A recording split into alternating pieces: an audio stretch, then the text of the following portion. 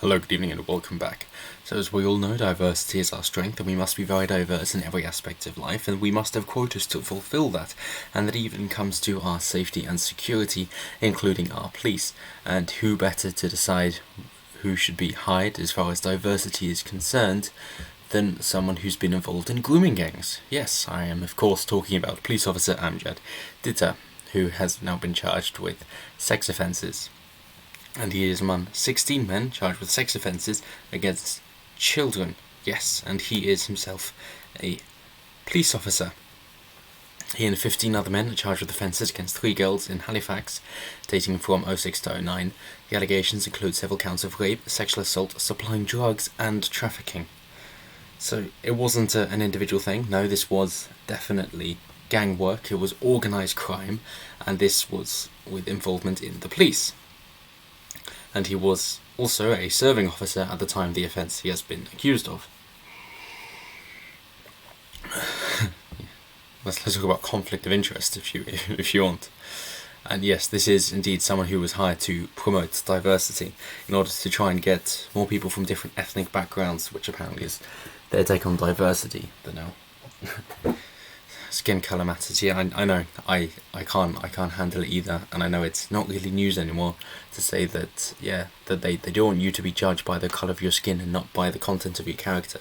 Yes, Martin Luther King would would be laughed out now because he's clearly not progressive enough, because they've regressed back to where skin colour is the only thing that matters, and it's then their lived experiences. And clearly the lived experience of being a brown person in the UK is far worse than one of the white girls that they have raped and trafficked around. But, the police don't want to investigate into it on fears of being called racist, and then Labour will cover it up so that nothing can be said about it. Yeah, no wonder people didn't want to vote for Labour after what they've done, especially in the north.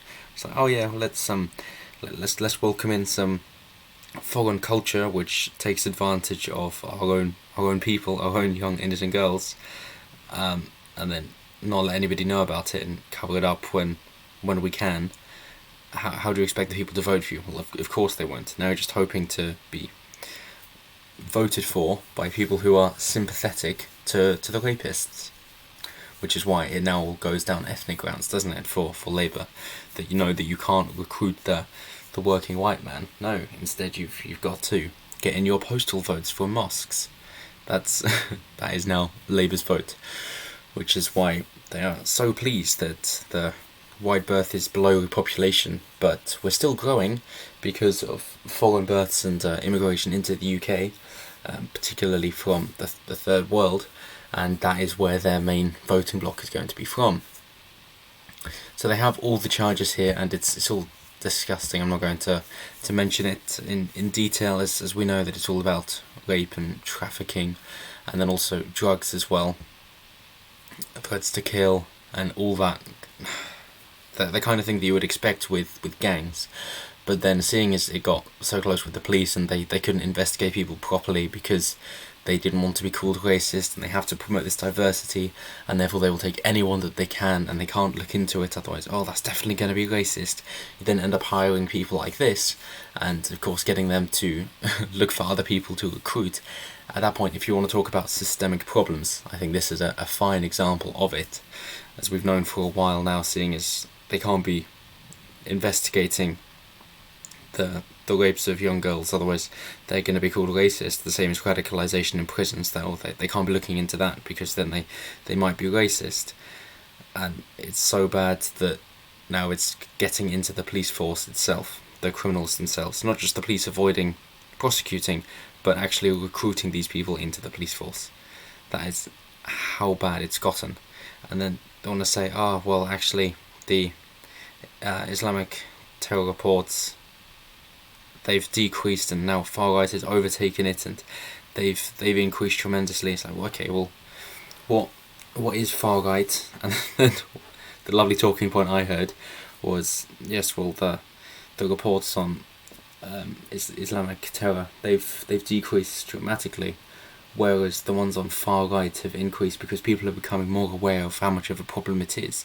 So it's, I see, so the ones of Islam have definitely decreased, whereas the ones of far right, as you call it, they haven't increased. It's just people are actually noticing it now.